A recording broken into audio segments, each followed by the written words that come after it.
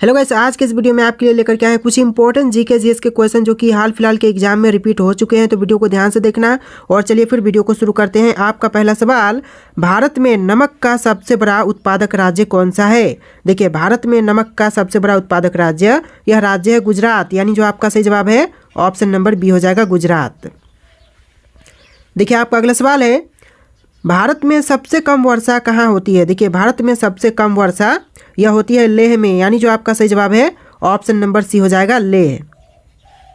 आपका अगला सवाल, महात्मा गांधी जी की हत्या कब की गई थी? महात्मा गांधी जी की हत्या यह हुआ था 1948 में। ऑप्शन नंबर बी आपका बिल्कुल सही जवाब हो जाएगा 1948।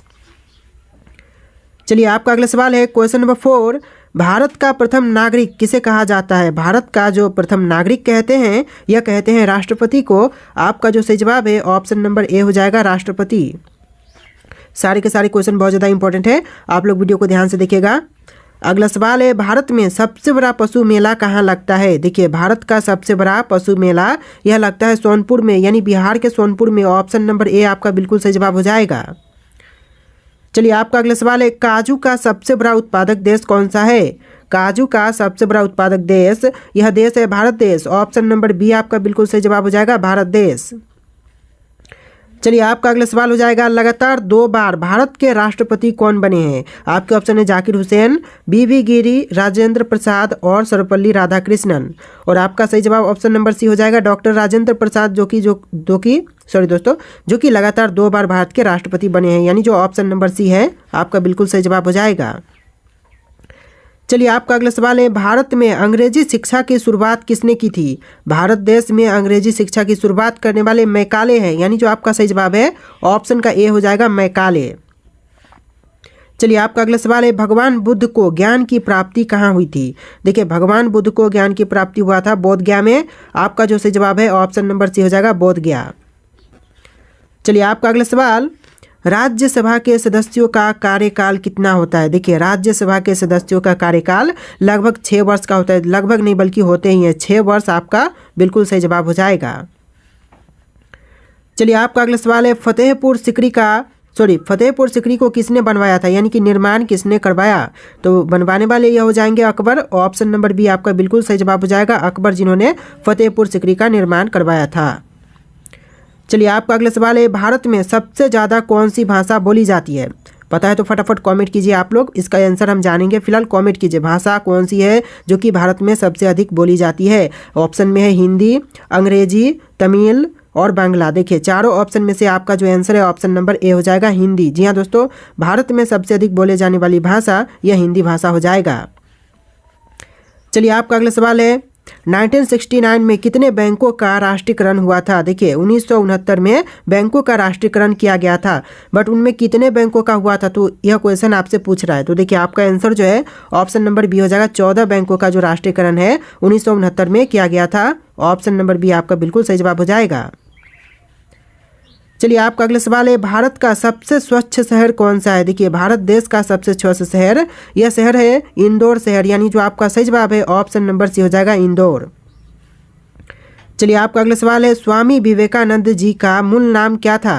स्वामी विवेकानंद जी का मूल नाम यह था नरेंद्र नाथ दत्त, यानी जो आपका सही जवाब है ऑप्शन नंबर डी हो जाएगा नरेंद्र नाथ दत्त। चलिए, आपका अगला सवाल, मानव में कुल कितने प्रकार के दांत होते हैं? देखिए, मानव में जो दांतों की प्रकार होते हैं वह कितने प्रकार होते हैं? तो आपका आंसर जो है ऑप्शन नंबर सी रहेगा, 4 प्रकार के दांत होते हैं मानव में, यानी आपका जो सही जवाब है ऑप्शन नंबर सी हो जाएगा। चलिए, आपका अगला सवाल है, गुप्त समाज की स्थापना किसने किया था? गुप्त समाज के स्थापक यह हो जाएंगे ऑप्शन नंबर डी चंद्रगुप्त, यानी जो ऑप्शन का डी है बिल्कुल सही जवाब हो जाएगा चंद्रगुप्त। चलिए, बढ़ते हैं अपने अगले सवाल, क्वेश्चन नंबर 18, इनकलाब जिंदाबाद का नारा किसने दिया था? देखिए, इनकलाब जिंदाबाद का नारा देने वाले यह भगत सिंह थे। ऑप्शन का बी है जो बिल्कुल सही जवाब हो जाएगा भगत सिंह।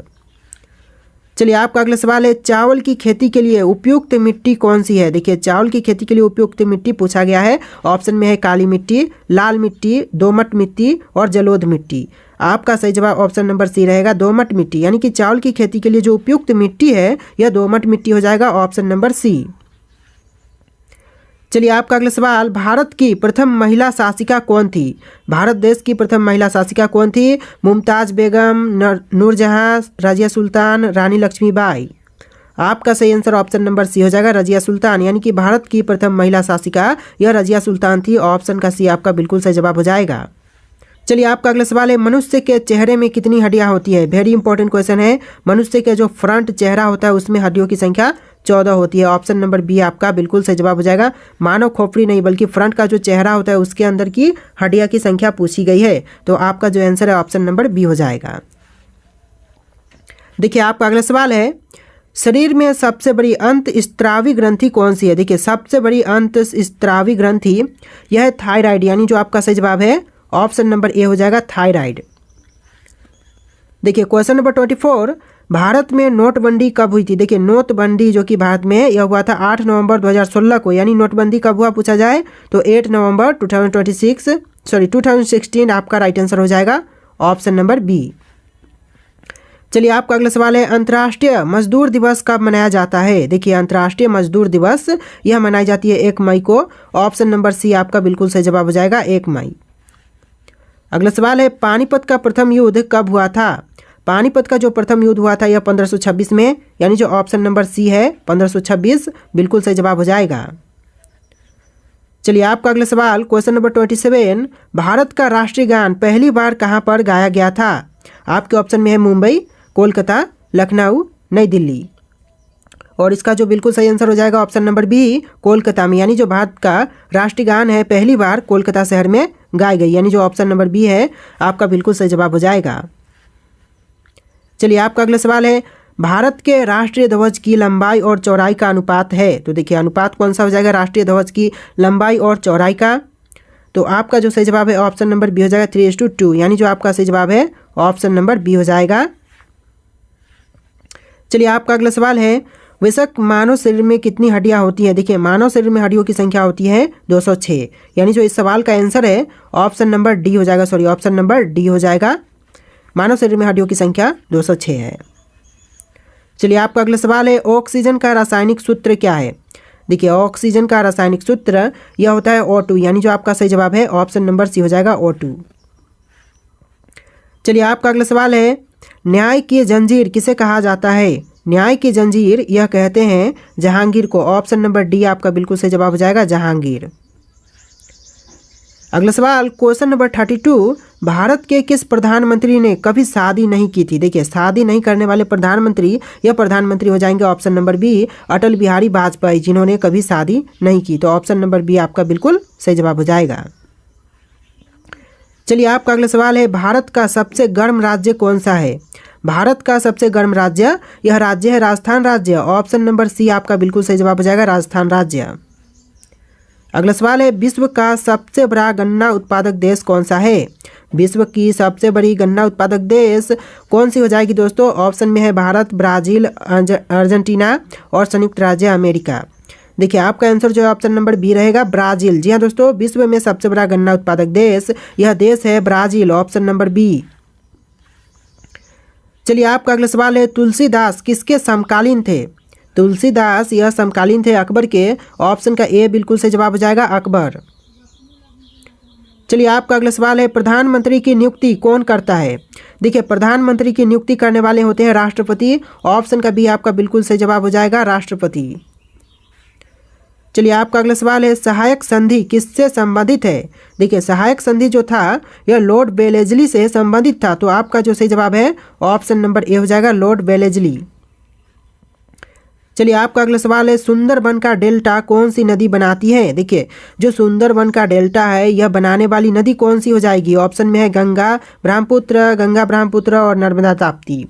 देखिए आंसर जो है ऑप्शन नंबर सी रहेगा, गंगा ब्रह्मपुत्र। ये दोनों नदियाँ मिलकर के सुंदरबन का डेल्टा बनाती है। यानी जो आपका सही जवाब है ऑप्शन का सी हो जाएगा। चलिए आपका अगला सवाल है, भारत में पहला आधार कार्ड कब बना था?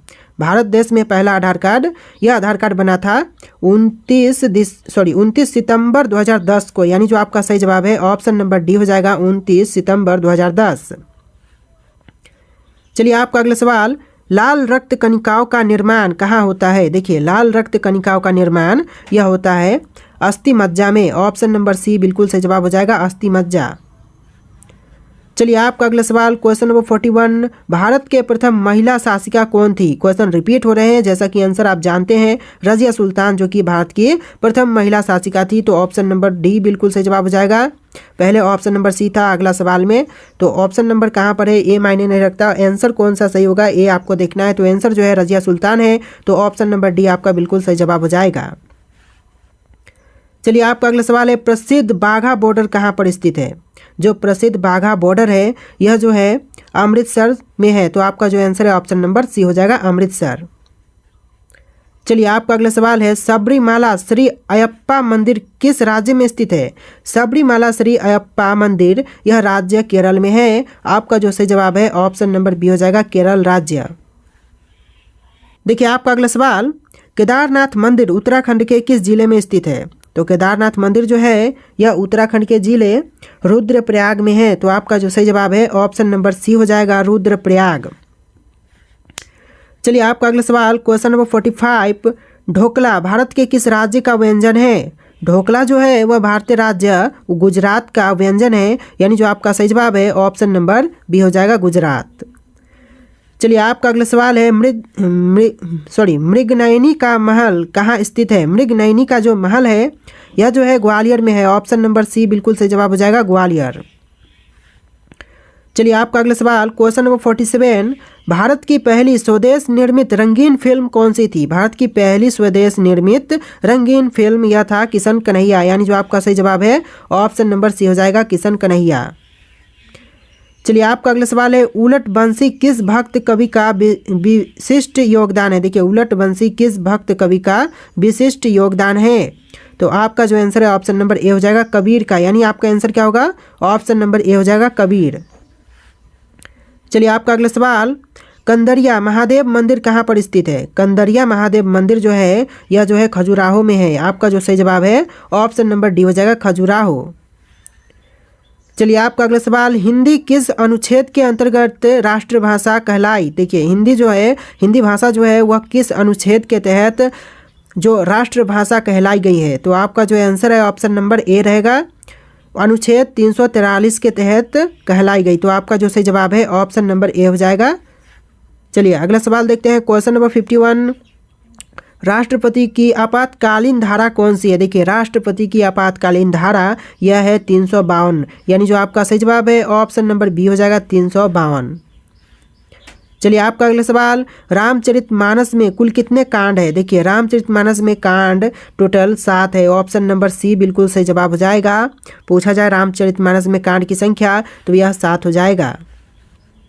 चलिए क्वेश्चन है 53 नंबर, गेहूं की सर्वाधिक पैदावार भारत के किस राज्य में होती है।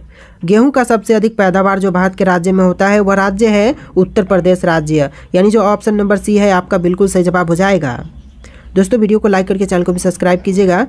चलिए आपका अगला सवाल, अंधेर नगरी चौपट राजा नाटक किसने लिखा था। अंधेर नगरी चौपट राजा नाटक के रचयिता यह हो जाएंगे option number D, Bharatendu Harishchandra, यानी जो आंसर है ऑप्शन का डी हो जाएगा, भारतेंदु हरिश्चंद्र।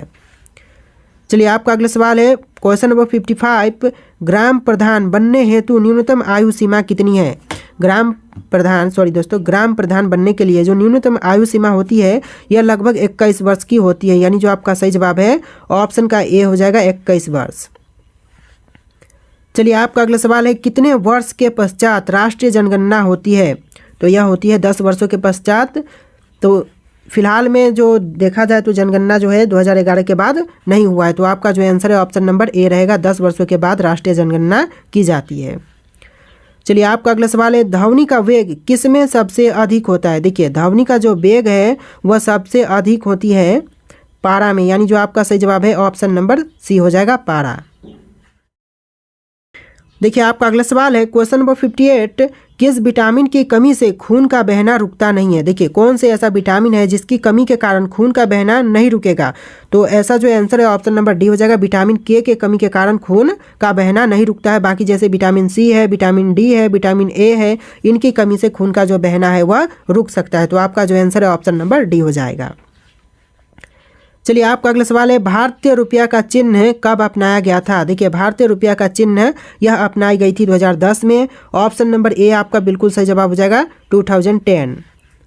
चलिए आपका अगला सवाल क्वेश्चन नंबर 60, गंगा नदी का संगम स्थान कौन सा है। देखिए गंगा नदी का जो संगम स्थान है वह कौन से है। आपके ऑप्शन है पटना, हरिद्वार, वाराणसी, प्रयागराज। देखिए 4 ऑप्शन है, आपको राइट आंसर कमेंट करना है। जी दोस्तों जो भी हो राइट आंसर आप लोग कमेंट कीजिएगा। और आज के इस वीडियो में टोटल 60 क्वेश्चन थे। वीडियो कैसा लगा है कमेंट करना। इस वीडियो को लाइक करके चैनल को सब्सक्राइब कर लेना। चलिए फिर मिलते हैं एक नए वीडियो में।